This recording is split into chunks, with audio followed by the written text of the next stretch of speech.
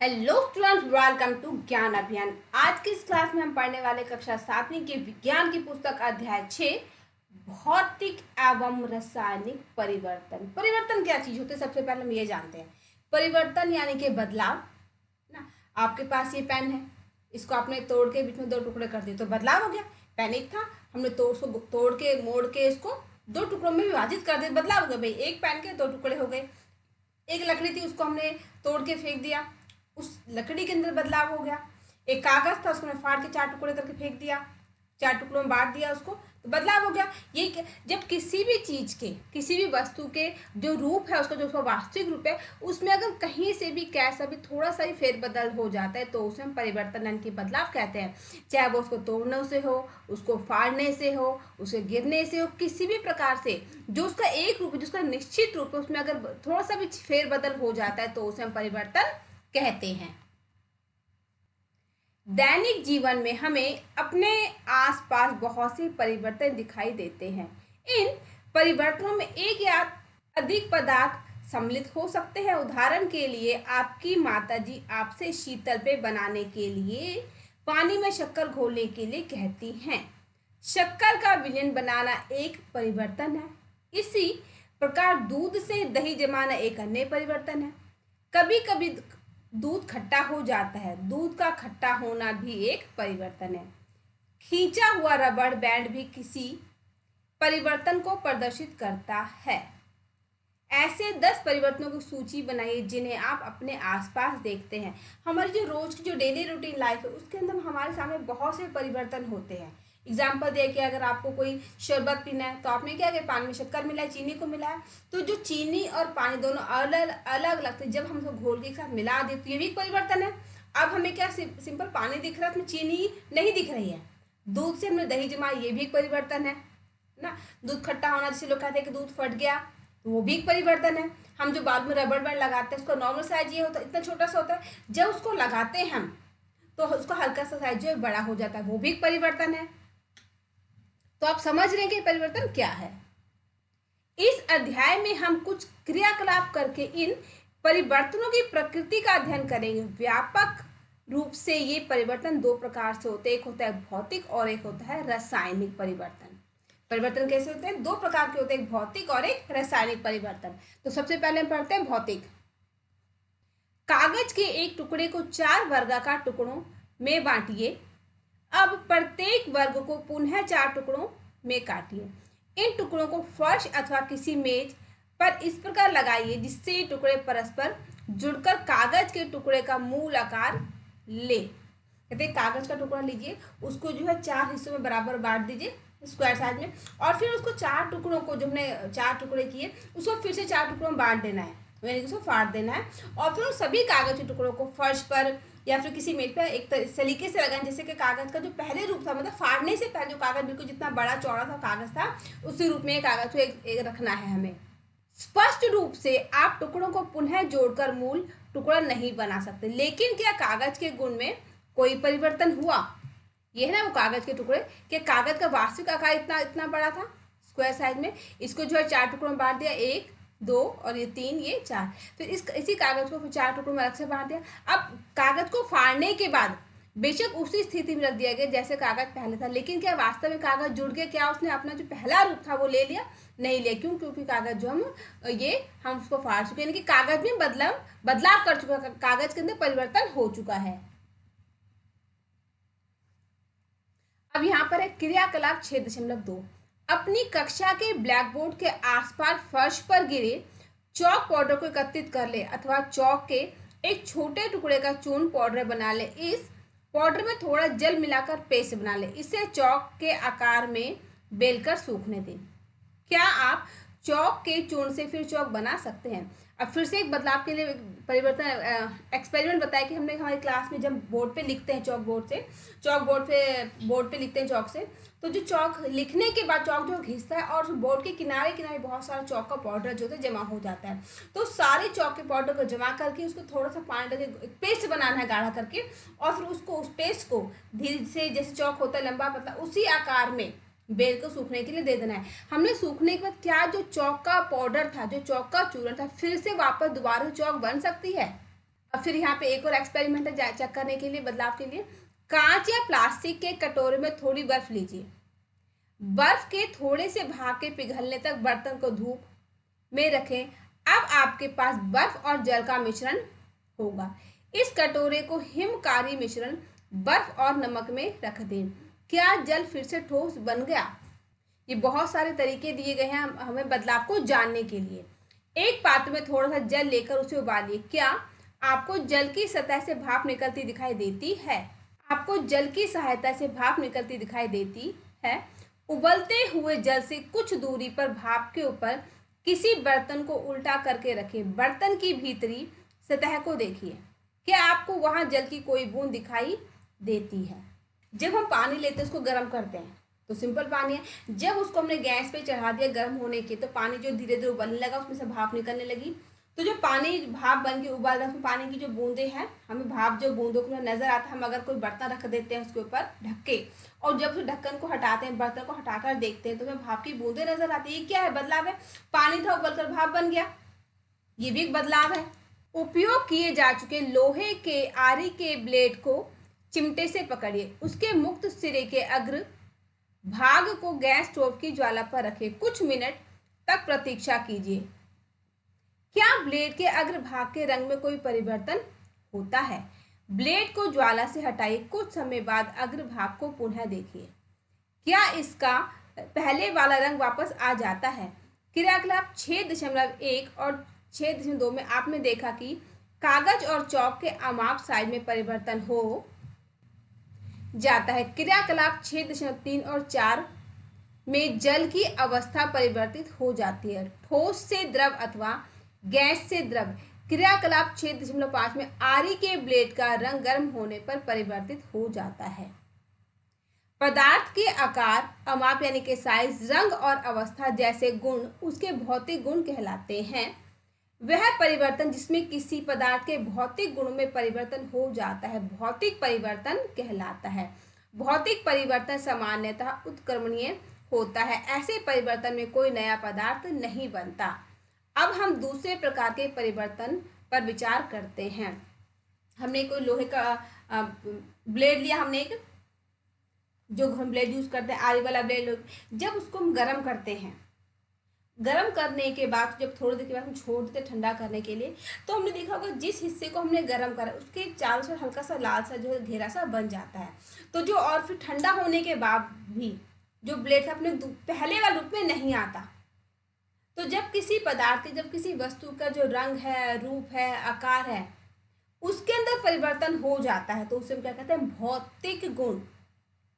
पानी को उबाला, बर्फ बन गया।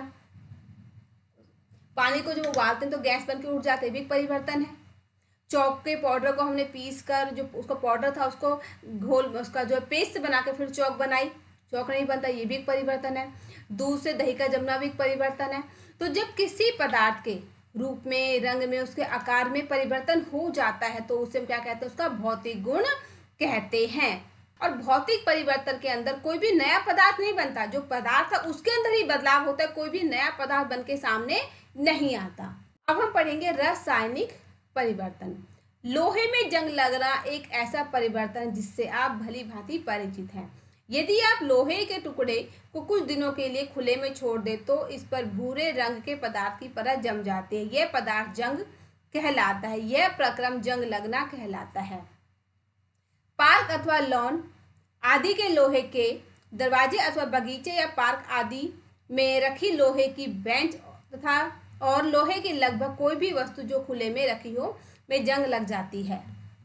आपने देखा होगा कहते जब किसी खुले, जहाँ पे ऐसी जगह जहाँ पे हवा, पानी, धूल, बारिश सब कुछ आ रहा है, तो वहाँ पे अगर हमने कोई लोहे का सामान रखा हुआ है, अक्सर हमारे छतों पे जो है पुराने सामान, कोई पुरानी कुर्सियाँ, पुराने में जो टूट जाते हैं हम छत के ऊपर रख देते हैं, और जब कुछ समय के बाद देखते हैं तो जो हमने सामान रखा होता है उसके ऊपर एक लाल लाल सी डार्क मैरून कलर की पतली सी परत सी बन जाती है जिसे हम जंग कहते हैं।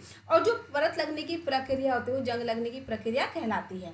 अक्सर लोहे का सामान छतों पे होता है, कहीं खुले में छोड़ देते हैं तो उसमें जंग लग जाता है। और इससे क्या होता है? जो वस्तु का जो वास्तविक रूप होता है वो धीरे धीरे खत्म होने लगता है।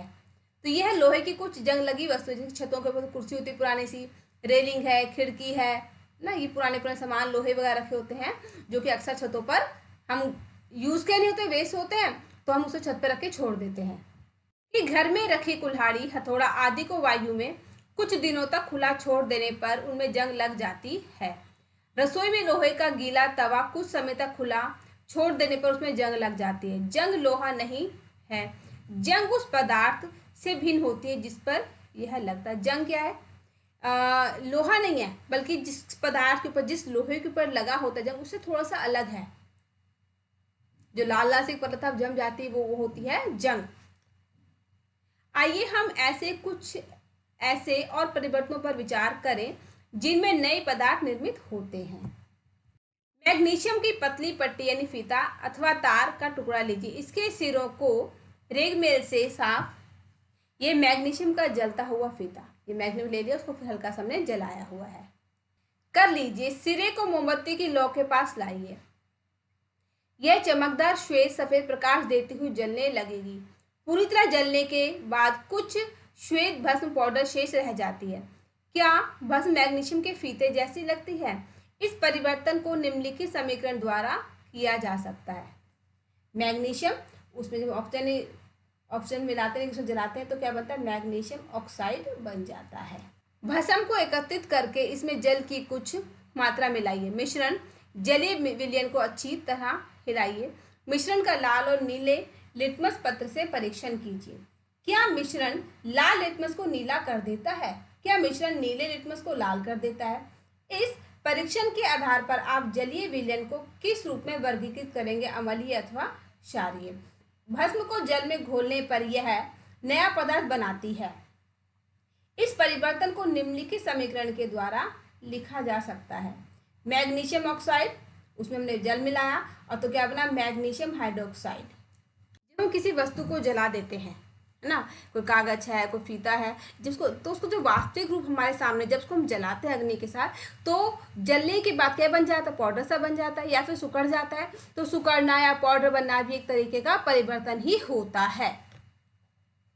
जैसा कि आपने अध्याय 5 में पढ़ा था, मैग्नीशियम हाइड्रोक्साइड एक क्षारक है, अतः मैग्नीशियम ऑक्साइड एक नया पदार्थ है जो मैग्नीशियम के जलने पर बनता है। मैग्नीशियम हाइड्रोक्साइड एक अन्य नया पदार्थ है जो मैग्नीशियम ऑक्साइड को जल में घोलने पर बनता है। क्या कहते हैं कि मैग्नीशियम हाइड्रोक्साइड एक क्षारक है जो कि कड़वा होता है, और इसे मैग्नीशियम ऑक्साइड एक नया पदार्थ जो कि मैग्नीशियम, जब मैग्नीशियम को जलाया जाता है तो ये मैग्नीशियम ऑक्साइड बनता है। यानी कि मैग्नीशियम हाइड्रोक्साइड एक ऐसा नया पदार्थ है जो कि मैग्नीशियम ऑक्साइड को जल में यानी कि पानी में घोल देने पर बन जाता है। अब यहाँ पे है क्रियाकलाप 6.7, शिक्षक द्वारा निर्देशित किए जाने के लिए। ये यानी कि जो टीचर हैं आपके, वो आपको इसके बारे में बताएंगे, उनके सामने ही एक्सपेरिमेंट आपको करना है। कांच के गिलास या कटोरे अथवा चौड़े मुंह की बोतल में लगभग आधा कप पानी लेकर उसमें 1 चम्मच कॉपर सल्फेट यानी कि नीला थोथा घोल लीजिए। इस विलयन में तनु सल्फ्यूरिक अम्ल की कुछ बूंदें मिलाइए। आपको नीले रंग का विलयन मिल जाएगा। एक परखनली अथवा कांच की छोटी बोतल में विलयन का थोड़ा सा नमूना बचा लीजिए, यानी कि थोड़ा सा जो घोल है उसको बचा के रख लेना है। शेष विलयन में कील अथवा उपयोग किए जा चुके ब्लेड का टुकड़ा डाल दीजिए। लगभग आधे घंटे तक प्रतीक्षा कीजिए। अब विलयन के रंग को देखिए। इसकी तुलना अलग से बचाए गए नमूने वाले विलयन के रंग से कीजिए। यहाँ पे क्या कि एक बर्तन लिया, कोई कटोरा लिया, फिर कोई बोतल ले ली, उसके अंदर थोड़ा सा पानी लिया और उसके अंदर जो कॉपर सल्फेट है मिला दिया, और फिर इस घोल के अंदर तनु सल्फ्यूरिक अम्ल की कुछ बूंदें डाल दी, तो जो घोल है उसका रंग बदल जाएगा और नीले रंग का हो जाएगा। और फिर अपना एक्सपेरिमेंट करने के उस घोल को दो जगहों पर उसको बांट लिया, थोड़ा सा अमल बचा के रख लिया और थोड़ा सा अमल बोतल में रहने दिया। फिर क्या कि कोई लोहे की कील या फिर कोई ब्लेड्स में डाल दिया, क्योंकि लोहा है, जब उस घोल में जाएगा तो बदलाव होता है या नहीं होता, ये घोल में डालने के लिए हमें क्या करना पड़ेगा? थोड़ा सा वेट करना पड़ेगा। जैसे ये घोल दिखा रखे हैं आपको, है ना, ये कॉपर सल्फेट विलयन में जो ब्लेड इसमें डाला गया है। लोहे के साथ अभिक्रिया के कारण कॉपर सल्फेट विलयन के रंग में परिवर्तन आ जाता है। जब हम इसमें लोहे की कील या फिर ब्लेड डाल देते हैं घोल के अंदर, तो क्या जो घोल का रंग, क्योंकि लोहा है, लोहे से अभिक्रिया होती है, परिवर्तन होता है, तो इस परिवर्तन का रिजल्ट क्या होता है कि जो घोल है उसका रंग बदल जाता है। क्या आपको विलयन के रंग में कोई परिवर्तन दिखाई देता है? कील अथवा ब्लेड को बाहर निकाल लीजिए। क्या इसमें कोई और परिवर्तन दिखाई देता है? आपको जो परिवर्तन दिखाई देता है वे कॉपर सल्फेट और लोहे के बीच अभिक्रिया के कारण होते हैं। विलयन के रंग का नीले से हरा हो जाने एक नए, ये नीले का घोल था, कॉपर सल्फेट में जो ब्लेड डाल तो ये हरे रंग का हो गया। पदार्थ आयरन सल्फेट के बनने के कारण होता है। लोहे की कील पर भूरा निरपेक्ष कॉपर या तांबे की परत के कारण होता है, जो एक अन्य नया पदार्थ है। हम इस अभिक्रिया को निम्न प्रकार से व्यक्त कर सकते हैं। जो बदलाव हुआ घोल में, कॉपर सल्फेट के घोल में डाला लोहा, तो जो नीले से हरा रंग होगा उसको कैसे कॉपर सल्फेट विलयन, नीला होता है यानी कि लोहा जब मिला दिया तो क्या बन गया, आयरन सल्फेट विलयन, जो कि हरा हो गया, और कॉपर ये भूरा निरपेक्ष परिवर्तन हो गया। अब हम फिर से पढ़ते हैं क्रियाकलाप 6.8। किसी परख नली में लगभग 1 चम्मच सिरका लीजिए, इसमें चुटकी भर खाने का सोडा मिलाइए। आपको एक बुदबुदाहट की ध्वनि सुनाई देगी। गैस के बुलबुले बाहर निकलते दिखाई देंगे। इस गैस को चित्र 6.5 में दिखाई गई व्यवस्था के अनुसार ताजे बने चूने के पानी में से गुजारे। चूने का पानी तैयार करने की विधि अध्याय 5 में बताई गई है। चूने के पानी में क्या परिवर्तन होता है, यहाँ पे क्या क्या कि थोड़ा सा सिरका लिया, उसके अंदर जो खाने का सोडा होता है उसको हल्का सा एक चुटकी भर में डाल दिया। तो जब सिरके के अंदर हम सोडा डाल देते हैं तो उसमें से जो है बुलबुले निकलने लग जाते हैं। उसमें से हल्की सी आवाज़ें लेकर के बुलबुलों की, जो बुलबुल से बनते हैं, और फिर उसको चूने के पानी में मिलाया। तो ये जो हमने एक्सपेरिमेंट की जो हमने चेक किया, इसको हम कैसे बता सकते हैं कि सिरका यानी कि एसिटिक अम्ल, उसमें खाने का सोडा मिला यानी कि सोडियम हाइड्रोजन कार्बोनेट, और क्या अपना कार्बन डाइऑक्साइड यानी कि CO2, और इसमें अन्य पदार्थ। चूने के पानी में से गैस को गुजारने के लिए व्यवस्था, ये 2 परख नली ली है ना, ये कार्बन डाइऑक्साइड है, इसमें सिरका और खाने का सोडा इसमें मिला हुआ घोल, और फिर चूने का पानी, इसको इस नली की सहायता से जो घोल को इसके अंदर डाला जा रहा है। कार्बन डाइऑक्साइड और चूने के पानी के बीच अभिक्रिया निम्न प्रकार से होती है। कैसे होती है अभिक्रिया?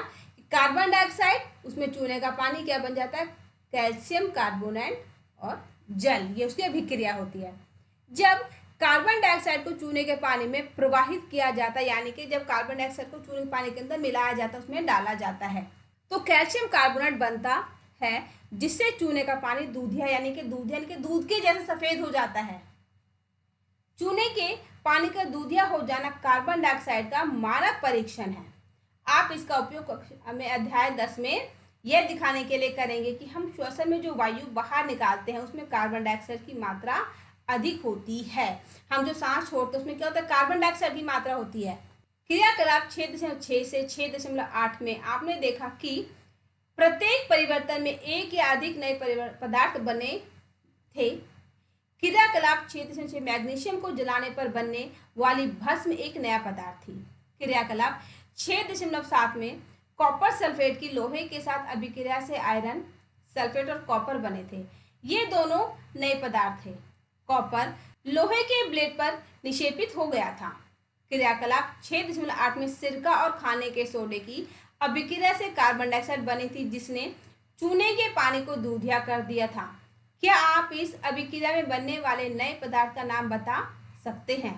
वह परिवर्तन जिसमें एक अथवा एक से अधिक नए पदार्थ बनते हैं रासायनिक परिवर्तन कहलाता है। रासायनिक परिवर्तन को रासायनिक अभिक्रिया भी कहते हैं। जब भी किसी भी दो पदार्थों में परिवर्तन होता है और उस परिवर्तन के बाद एक नई चीज, एक नया पदार्थ बनकर सामने आता है, एक बनकर आए या फिर 2 पदार्थ, 2 से 1 से ज्यादा बन के पदार्थ सामने नजर आते हैं, तो इस बदलाव को, इस परिवर्तन को कहते हैं रासायनिक परिवर्तन कहते हैं, या फिर रासायनिक अभिक्रिया भी कहते हैं। जब किसी एक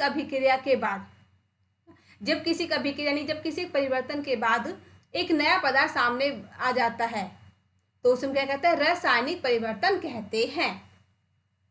रासायनिक परिवर्तन हमारे जीवन में अत्यधिक महत्वपूर्ण है। सभी नए पदार्थ रासायनिक परिवर्तनों के परिणाम स्वरूप ही बनते हैं। उदाहरण के लिए यदि किसी अयस्क में से धातु का निष्कर्षण करना हो, जैसे लोह अयस्क से लोहे का, तो हमें निश्चित क्रम में रासायनिक परिवर्तन करने पड़ते हैं। औषधि भी रासायनिक अभिक्रियाओं की श्रृंखला का अन्य उत्पाद होती है। जो बीमारी होती है, जो बीमारी बुखार में, सर दर्द में हम क्या करते हैं, दवाई खाते हैं। तो हमने दवाई खाई, हमारा बुखार उतर गया, सिर का दर्द हट गया, तो क्या ये भी परिवर्तन है? उपयोगी नए पदार्थ जैसे प्लास्टिक, अपमार्जकों, को रासायनिक अभिक्रिया द्वारा ही बनाया जाता है। वास्तव में प्रत्येक नए पदार्थ की खोज रासायनिक परिवर्तनों का अध्ययन करके की गई है। हमने देखा कि रासायनिक परिवर्तन में एक या एक से अधिक नए पदार्थ निर्मित होते हैं, यानी कि बनते हैं। जब रासायनिक परिवर्तन होता है तो एक पदार्थ बनता है या फिर एक से ज्यादा पदार्थ भी बन जाते हैं। नए पदार्थों के अतिरिक्त रासायनिक परिवर्तन में निम्न घटनाएं भी हो सकती हैं।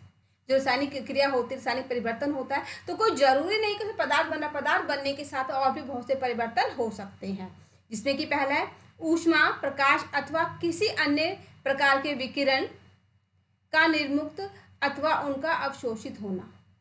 उसमें से हो सकता है कि ऊष्मा बने, बाहर निकले, या फिर वो जो ऊष्मा को अपने अंदर ऑब्जर्व करे, अपने अंदर खींच ले। ध्वनि का उत्पन्न होना, जब परिवर्तन हो रहा है, रासायनिक परिवर्तन, उसमें आवाज भी हो सकती है। गंध में परिवर्तन होना अथवा किसी नई गंध का बनना, उसकी जो महक है, जो गंध, उसमें परिवर्तन हो सकता है, बदल सकती है, या फिर उसमें से कोई एक नई गंध, सुगंध जो है बनकर बाहर आ सकती है। रंग में परिवर्तन होना, रंग बदल सकता है। किसी गैस का बनना, या फिर कोई गैस भी बन सकती है। आइए अब हम कुछ अन्य उदाहरणों पर विचार करते हैं।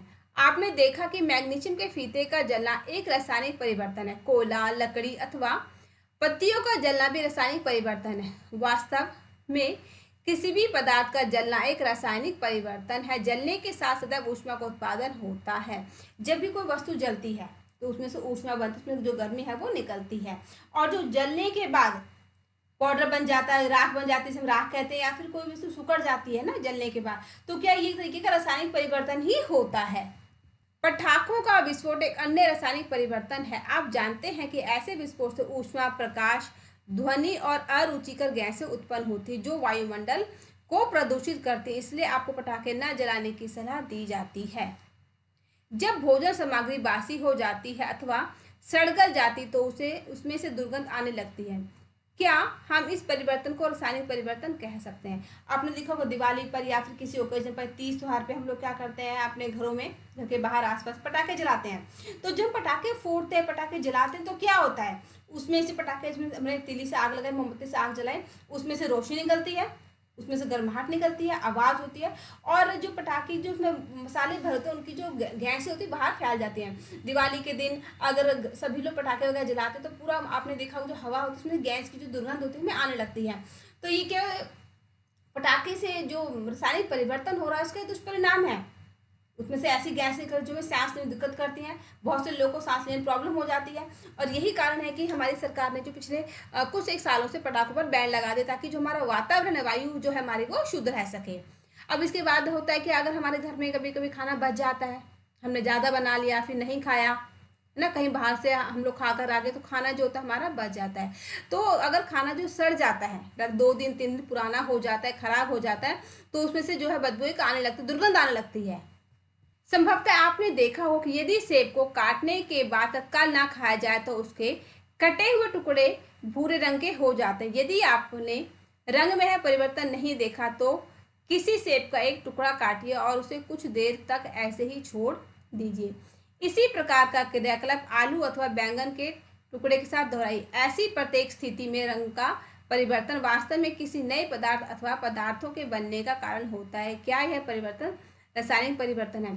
जो सेब होता है, जो फ्रूट हम खाते हैं, अगर से हमने खाया और हम खाते खाते किसी और काम में उलझ गए, अचानक से कोई आ गया है ना, कोई फोन आ गया, किसी भी काम में लग गया, और सेब जो हमारे पास कटा हुआ रह गया हमारे हाथ में, प्लेट में, तो क्या होगा, 2-4-6 मिनट के बाद उसका जो सेब का रंग होता है वो धीरे धीरे बदल जाता है। बिल्कुल यही होता है बैंगन के साथ भी, आलू के साथ भी। हमने सब्जी काटी, उसको पानी में डाला, भूल गया, फिर हम जल्दी किसी काम में उलझ के बनाना रहेगा और खुला रह गया, तो क्या होता है, जो बैंगन होता है वो भी मैरून कलर का हो जाता है, आलू जो होता है वो भी हल्के से लाल लाल से मैरून से हो जाते हैं, उसका जो रंग होता है वो बदल जाता है। अध्याय 5 में आपने अम्ल और क्षारक को परस्पर मिलाकर उदासीन किया था। क्या उदासीनीकरण की अभिक्रिया रासायनिक परिवर्तन है। अब है लोहे में जंग लगना, कि लोहे में जो जंग है वो कैसे लगता है। आइए हम जंग लगने की घटना पर पुनः विचार करते हैं। यह एक ऐसा परिवर्तन है जो लोहे की वस्तुओं को प्रभावित करता है, धीरे धीरे नष्ट कर देता है। क्योंकि लोहे का उपयोग सेतु, पुल, जहाज, कार, ट्रक आदि का ढांचा बनाने और अन्य कई वस्तुओं को बनाने के लिए किया जाता है, अतः जंग लगने के कारण होने वाली आर्थिक हानि बहुत अधिक होती है। जंग लगने की प्रक्रिया को निम्नलिखित समीकरण द्वारा व्यक्त किया जा सकता है। लोहा उसमें ऑक्सीजन है, वायु, जल, और फिर क्या बनता है, जंग यानी कि आयरन ऑक्साइड। जो हमारे देश में बहुत सी चीज़ें हैं जो कि लोहे से बनती हैं। हमारे पुल, जो फ्लाईओवर्स होते हैं वो, ट्रक, गाड़ियाँ, और बहुत सी वस्तुएं जो लोहे से बनती है। लेकिन अगर उन वस्तुओं की सही तरीके से देखभाल ना की जाए तो क्या होता है, उनके ऊपर धीरे धीरे कुछ समय के बाद अपने आप जो जंग लगने लग जाता है। और अगर इतनी सारी चीज़ों पर जो कि हमारी राष्ट्रीय संपदा है, हमारी संपदा है तो क्या अगर हम छोड़ उनकी कदर ना करें, उनको देखभाल ना करें और सभी पर धीरे धीरे जंग लगने लग जाए तो वो खराब हो जाएंगी, है ना। और खराब होने के बाद क्या हो जाएगा, हमारी जो सरकार है, जो हमारा देश है, उसकी बहुत ही ज़्यादा नुकसान हो जाएगा, बल्कि हमारा अपना नुकसान होगा ये, क्योंकि देश की संपदा किसकी, हमारी अपनी संपदा है, तो हमारी संपदा का नुकसान भी होता है। जंग लगने के लिए ऑक्सीजन और जल अथवा जलवाष्प दोनों की उपस्थिति अनिवार्य है। कहते हैं जंग कब लगता है, जब किसी भी वस्तु को ऑक्सीजन और पानी दोनों ही चीजें मिलती हैं तो जंग जो अपने आप ही लग जाता है। वास्तव में यदि वायु में आर्द्रता की मात्रा अधिक हो अथवा नमी हो तो जंग जल्दी लगती है। अगर कोई भी लोहे की वस्तु जो है पानी के कारण उसमें नमी रह जाए, मतलब वो नमी जहाँ पर धूल हवा जो है ना जाए, जहाँ पर धूप ना लग रही हो, तो नमी के कारण में जो है जंग बहुत ही जल्दी लग जाता है। हम जंग लगने से रोकथाम कैसे करते हैं, लोहे की वस्तुओं को ऑक्सीजन अथवा जल अथवा दोनों के संपर्क में आने से बचाकर ही ऐसा किया जा सकता है। इसका एक सरल उपाय उन पर पेंट अथवा ग्रीस की एक परत चढ़ाना है। कहते हैं लोहे की जो वस्तु होती है उसमें ऑक्सीजन और जैसे पानी मिलता है उसमें नमी मिलती है, उसमें जंग लगना शुरू हो जाता है। तो जंग लगने की हम कैसे बचा सकते हैं, हम क्या कर सकते हैं, जो लोहे की वस्तु उसमें पेंट कर देते हैं। यही कारण है कि कार, ट्रक, फाइबर सभी के ऊपर समय से पेंट होता रहता है। या फिर जो ग्रीस होती है उसको एक लेयर, एक पतली सी परत बनाकर चढ़ा दिया जाए तो उससे जो जंग होता है वो नहीं लगता। सभी वस्तु पर नियमित रूप से पेंट अथवा ग्रीस की परत चढ़ाते रहना चाहिए, इससे उनमें जंग लगने को रोका जा सके। एक अन्य उपाय लोहे के ऊपर क्रोमियम अथवा जस्ता, जिंक जैसी किसी धातु की परत चढ़ाना है। लोहे पर जिंक की परत चढ़ाने का प्रक्रम यशद लेपन कहलाता है। अपने घरों में पानी की आपूर्ति के उपयोग होने वाले लोहे के पाइप यशद लेपित होते हैं, जिससे उनमें जंग नहीं लगता। क्या आप जानते हैं कि पानी के जहाज लोहे के बने होते हैं, उनका एक भाग हमेशा पानी में डूबा रहता है। पानी के ऊपर के भाग पर भी जल की बूंदें गिरती रहती हैं। यही नहीं, समुद्र के पानी में अनेक लवण भी पाए जाते हैं। लवण युक्त जल जंग लगने के प्रक्रम की दर को बढ़ा देते हैं। अतः जहाजों पर पेंट करने के बाद ही उन्हें जंग लगने से काफी क्षति होती है। यही नहीं, जहाजों के लोहे के कुछ भाग को बदलना प्रतिवर्ष आवश्यक हो जाता है। क्या आप विश्व में जंग लगने से होने वाली कुल आर्थिक हानि की कल्पना कर सकते हैं। कहते हैं कि ऐसे जहाज जो पानी में चलते रहते हैं ना, उसका तो जो जहाज होते हैं लोहे के बने होते हैं, क्योंकि काफ़ी में बहुत बड़ी बड़ी वस्तुएं जाती हैं, आयात निर्यात होता है, लोगों का आना जाना होता है। तो लोहे का अगर नहीं होगा तो इतने सारे वस्तुओं को, इतने सारे लोगों का वजन कैसे उठा पाएगा। और यही कारण है कि इतना मजबूत होता है, क्योंकि लोहे से बना, तो लोहे पे जो जंग जल्दी लगता है तो समय समय पर उसके ऊपर जो पेंट हमेशा होता रहता है। और उसमें लोहे के कुछ हिस्से ऐसे होते हैं नाव वगैरह में, जहाज में, जिनको कि हर साल बदल दिया जाता है, क्योंकि अगर नहीं बदलते हैं तो पानी में लंबे समय तक रहने के कारण उनके ऊपर जो जंग लगने की स्थिति जो पैदा हो जाती है और फिर नुकसान होने का डर रहता है, खतरा होने का डर रहता है। यही कारण उसमें कुछ हिस्सों को हर वर्ष जो है बदला जाता है। अब हम पढ़ते हैं क्रिस्टलीकरण। कक्षा 6 में आपने पढ़ा था कि साधारण नमक लवण को समुद्र जल के वाष्पन द्वारा प्राप्त किया जा सकता है। आपको पता है कि जो समुद्र का पानी होता है वो खारा होता है, नमकीन होता है, और जो नमक होता है हम समुद्र के पानी से ही प्राप्त करते हैं। इस प्रकार प्राप्त होने वाला नमक शुद्ध नहीं होता और उसके क्रिस्टल छोटे होते हैं। इस प्रकार प्राप्त नमक के क्रिस्टलों के आकार को स्पष्ट रूप से नहीं देखा जा सकता। तथापि किसी पदार्थ के शुद्ध तथा बड़ी आमाप के क्रिस्टल उनके विलयन से प्राप्त किए जाते हैं। यह प्रक्रिया क्रिस्टलीकरण कहलाती है। यह भौतिक परिवर्तन का एक उदाहरण है। क्रिस्टलीकरण यानी कि छोटे छोटे टुकड़े, जो क्रिस्टल होता है यानी कि छोटे छोटे टुकड़े होते हैं, उसे हम क्रिस्टल कहते हैं। और कैसे मिलता है हमें क्रिस्टल, जब किसी घोल से जब हमने किसी पदार्थ को पानी में या किसी घोल में मिला दिया तो उस घोल के जो छोटे टुकड़े अंदर रह जाते हैं, है ना, उन टुकड़ों को जो है हम जब प्राप्त करते हैं घोल से तो उसे हम क्या कहते हैं, क्रिस्टलीकरण कहते हैं। और ये जो है कि भौतिक परिवर्तन होता है। किसी बीकर में लगभग 1 कप जल लीजिए और उसमें तनु सल्फ्यूरिक अम्ल की कुछ बूंदें मिलाइए। जल को गर्म कीजिए। जब जल उबलना आरंभ कर दे तो उसमें धीरे धीरे कॉपर सल्फेट का चूर्ण निरंतर चलाते हुए मिलाएं। कॉपर सल्फेट का चूर्ण मिलाना तब तक जारी रखें जब तक कि उसमें कॉपर सल्फेट घोलना संभव ना हो। विलयन को फिल्टर पेपर की सहायता से छान लीजिए। इसे ठंडा होने दीजिए। जब विलयन ठंडा हो रहा हो तो उसे हिला डुलाकर या अन्य किसी प्रकार से ना छेड़े। कुछ समय बाद विलयन को देखिए। क्या आपको कॉपर सल्फेट के क्रिस्टल दिखाई देते हैं? यदि नहीं तो कुछ और समय तक प्रतीक्षा कीजिए। अपने भौतिक और रासायनिक परिवर्तनों के बारे में पढ़ा होगा ना कि आपने जो भौतिक परिवर्तन होते हैं, रासायनिक परिवर्तन होते हैं, उनके बारे में हमने अभी पढ़ा है। अपने आसपास दिखाई देने वाले परिवर्तनों को भौतिक अथवा रासायनिक परिवर्तनों के रूप में पहचानने का प्रयास कीजिए। ये है कॉपर सल्फेट के क्रिस्टल्स, जो नीचे दिख रहे हैं आपको ये, और ये है कॉपर सल्फेट। इस अध्याय में हमने जो प्रमुख शब्दों को पढ़ा उनको फिर से देख लेते हैं। रासायनिक परिवर्तन, रासायनिक अभिक्रिया, क्रिस्टलीकरण, यशद लेपन, भौतिक परिवर्तन और जंग लगना। अब हमने इस अध्याय में क्या सीखा? हमने सीखा कि परिवर्तन जो दो प्रकार के होते हैं, एक भौतिक और एक रासायनिक। भौतिक परिवर्तन में पदार्थों के भौतिक गुणों में, यानी कि उसका रूप, रंग, आकार, साइज में जो परिवर्तन होता है वो होता है भौतिक परिवर्तन। इन परिवर्तनों में कोई नए पदार्थ नहीं बनता, ये परिवर्तन उत्क्रमणीय हो सकते हैं। भौतिक परिवर्तन यानी कि जो पदार्थ के रूप में, रंग में, साइज में, आकार में परिवर्तन होता है और जिसमें कोई नया पदार्थ बन के सामने नहीं आता, उसे क्या कहते हैं? उसे भौतिक परिवर्तन कहते हैं। रासायनिक परिवर्तन में नए पदार्थ बनते हैं और जो रासायनिक परिवर्तन होता है उसमें एक नया पदार्थ बनकर सामने आता है। कुछ पदार्थों को क्रिस्टलीकरण के द्वारा उनके विलयन से शुद्ध अवस्था में प्राप्त किया जा सकता है। जो घोलने की प्रक्रिया उसमें से हम जब कुछ पदार्थ जो नीचे जम जाता है, जो बैठ जाता है, जो नहीं घुलते हैं, वो कहते हैं बिल्कुल शुद्ध होते हैं, जो कि नहीं घुलते हैं, जो हम क्रिस्टलीकरण के द्वारा घोल से जो शुद्ध पदार्थ निकाल सकते हैं। तो मुझे उम्मीद है कि हमने जो आज के अध्याय पढ़ा कि रासायनिक और भौतिक परिवर्तन क्या है, वो कितने प्रकार के होते हैं और कैसे कैसे होते हैं परिवर्तन। दो प्रकार के, रासायनिक और भौतिक परिवर्तन। तो हमने रासायनिक और भौतिक परिवर्तनों के बारे में जो बातें आज सीखी, मुझे उम्मीद है कि आप अच्छे से जान गए होंगे। तो इसी तरह देखते रहिए आपका अपना ज्ञान अभियान। मिलते हैं अपने नए वीडियो में, तब तक के लिए गुड बाय।